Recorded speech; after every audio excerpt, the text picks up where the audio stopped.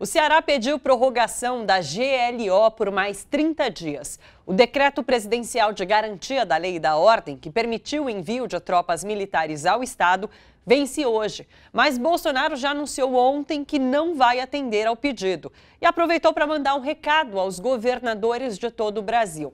Decreto de GLO só com apoio ao projeto de excludente de licitude no Congresso. A gente espera que o governador resolva esse problema da Polícia Militar do Ceará e bote um ponto final nessa questão, porque a GLO não é para ficar eternamente atendendo um ou mais governadores, tá certo? A GLO é uma questão emergencial. O que eu pretendo do Parlamento brasileiro?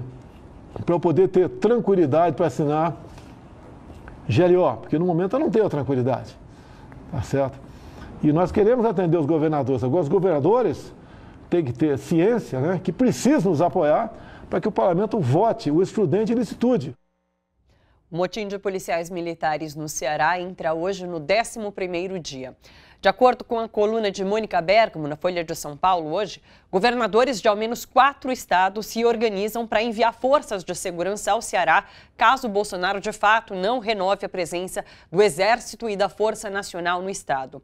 Segundo a reportagem, Maranhão, Piauí, Bahia e Rio de Janeiro acertaram o envio de tropas ao estado. Ainda na transmissão de ontem pelas redes sociais, Bolsonaro afirmou que a jornalista Vera Magalhães mentiu ao noticiar que ele, presidente, teria enviado o vídeo por WhatsApp convocando para uma manifestação contra o Congresso e o STF. Bolsonaro disse que o vídeo se referia a uma manifestação de 2015. A jornalista reafirmou a veracidade da notícia e observou que o episódio da facada, ocorrido em 2018, é mostrado nesse vídeo, que, portanto, ele não poderia ter sido produzido em 2015. Bolsonaro, inclusive, na sua própria fala ontem, que foi totalmente contraditória, acaba admitindo isso. Veja os trechos. O que eu mandei para poucas dezenas de pessoas do meu ciclo de amizade, eu mando sem filtro. São ministros, algumas personalidades, talvez num passo de 50, 60. O vídeo é de 5 anos atrás. Um vídeo que fala um pouco da minha vida, da facada, da campanha. Inclusive, Mônica Bergamo, também na Folha de São Paulo. A gente vai direto conversar com o Leonardo Atucha sobre esses vídeos de Bolsonaro, essa live, essa transmissão que foi feita ontem. Tudo bom, Leonardo? Oi, Thalita, tudo bem? Me escuta bem? Tudo em paz? Escuto bem, tudo certo. Leonardo, fica muito descarado e evidente nesse vídeo de ontem de Bolsonaro que ele não tem nenhum compromisso com a verdade e com a informação, porque na fala dele você já vê todas essas discrepâncias de informação, né? É inacreditável, né, Thalita? Você tem um presidente que realmente, como você falou, não tem nenhum compromisso com a verdade. Como é que pode o indivíduo dizer que o vídeo é de 2015 se ele tem uma cena de uma suposta facada de 2018, né? E aí, eu falo suposta porque é o seguinte, porque esse tema divide muita gente, tem gente que acredita, tem gente que não acredita, mas quando ele mente tanto, ele dá razão àqueles que desconfiam, porque como, assim, quer dizer, é óbvio, né? Ele se alimenta da mentira, da fake news, parece que ele está convencido do seguinte, se eu mentir mais alto, né, eu vou ter um público que vai me seguir em qualquer circunstância. Então, eu acho que a gente vive uma situação dramática no nosso país. Acho que isso nunca aconteceu, não há precedentes de um governante que minta descaradamente. A gente até conversa sempre aqui sobre os discursos de Bolsonaro e como tem muita gente pensando esses discursos. Mas daí o que fica aparecendo é que passam para ele e na hora dele fazer de fato o discurso, ele coloca uns cacos ali que acaba desmoronando com tudo aquilo que foi pensado e estruturado. É exatamente isso, Thalita. Eu fico pensando assim, hoje eu fiz um programa de manhã aqui na TV 247 e eu entrevistei um jurista, que é o Marcelo Shoa, professor lá de Fortaleza. Ele falava o seguinte, olha, seria muito melhor que o Bolsonaro falasse o seguinte, olha, não, eu mandei esse vídeo só para os meus amigos, né? Era uma roda, eu recebi, compartilhei. Então ele assume que distribuiu, né? E ao mesmo tempo conta uma mentira claramente dizendo que o vídeo era de 2015. Se ele falasse que mandou só para os amigos, quer dizer, seria grave, mas nem tanto, porque ele poderia dizer o seguinte, olha, não, eu tenho milhões de seguidores nas minhas redes sociais e eu não coloquei no meu Twitter, eu não coloquei no Facebook, eu não convoquei, né? Então foi uma mensagem de cunho privado. Mas Mas, evidentemente, ele está se complicando nessa história e a gente acabou de subir uma manchete agora também, muito interessante, porque o locutor do vídeo, ele é funcionário do governo federal. Ele trabalha na Embratur, ele tem um cargo comissionado. Então a gente começa a pensar que esse emparedamento do Congresso Nacional não é acidental, né? É uma estratégia objetiva do governo Bolsonaro, mas até agora, aparentemente, ele não tem força para atingir o seu objetivo. Porque o que fica disso tudo é a convocação para um ato. Ele fez a publicidade desse ato de fato. Fez a publicidade. Agora, a gente sente na live também que ele recuou, né? Ele falou, olha, não vamos exagerar. Ele age assim, ele vai testando. Então ele testa.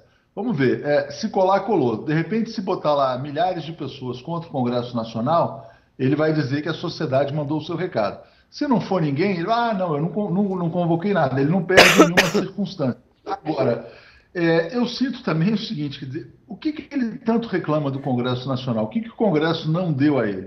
O Congresso deu para ele reforma da Previdência, deu reforma trabalhista, tudo que ele quer é aprovado, a menos, evidentemente, as coisas que são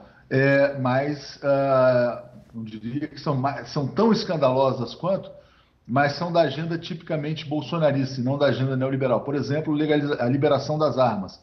Isso ele não conseguiu. Mas isso não é uma demanda da sociedade brasileira, né? Se você fizer uma pesquisa, evidentemente, isso aí vai ser uma questão minoritária. Ele não tem do que se queixar em relação ao Congresso, mas ele quer posar como um representante da nova política, de fora do sistema, o cara que desafia os poderes estabelecidos. Todo mundo sabe que isso é uma grande mentira. Ele está lá há 28 anos no Congresso, ele é do sistema, né? Objetivamente. Sim. E daí tem esse detalhe, falando em Congresso, da fala de ontem, que ele tenta barganhar com os governadores em relação à GLO. Então, assim, eu só vou ajudar a segurança pública ali no estado se vocês votarem a favor, pressionarem pelo menos os deputados dos estados a votarem a favor do excludente de ilicitude. Então, ele tenta forçar ali uma votação em nome da ajuda que, como presidência, ele deve oferecer.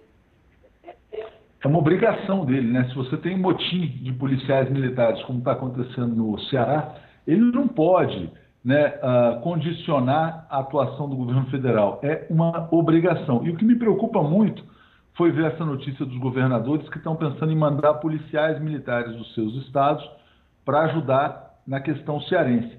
A gente vai criando um cenário, Thalita, de caos total no Brasil. Daqui a pouco vão dizer, não, então, peraí, esses estados aqui que estão ajudando o Ceará vão montar uma confederação, né? Será que a gente não vai partir para uma confederação do Equador? Será que daqui a pouco não vão começar a falar, não, separa o Nordeste do resto do Brasil?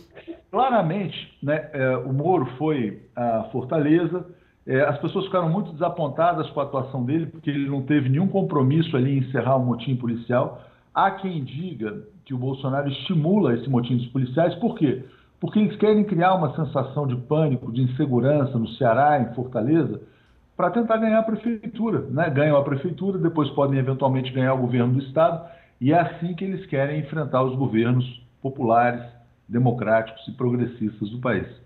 Agora há pouco, Mônica Bergamo deu na Folha de São Paulo que Bolsonaro, de fato, renovou a GLO. Então, a Força de Segurança vai se manter ali no Ceará. Você acha que é por conta desses 4 estados, 3 do Nordeste, mais Rio de Janeiro, que pressionaram, disseram, não, a gente vai mandar, então, a Polícia Militar para ajudar na segurança do estado? Então, de fato, Bolsonaro voltou atrás. Eu acho que pode ser isso, Thalita, mas também pode ser alguma coisa assim de um certo bom senso entre os militares, né? Eu acho que pode ter generais ali dizendo o seguinte, olha, isso aí não dá, né? A gente não pode permitir uma situação dessas, uma rebelião de policiais. Claramente a gente vê o Bolsonaro isolado, acuado, né? Mas ele tenta agitar, ele está sempre tentando agitar os seus seguidores, agitar essa base que é mais fanática, mas, na minha opinião, eu acho que pode ter havido uma pressão militar. Não tem informação de bastidor, mas é o que eu sinto como um cheiro assim da situação, né? Sim. Atucha, agradeço muito a análise aqui no Bom para Todos. Muito obrigada pela participação. Um beijo para você, até a próxima. Sempre um prazer falar com vocês. Grande abraço a todos aí da TVT. Abração. Abraço, até mais.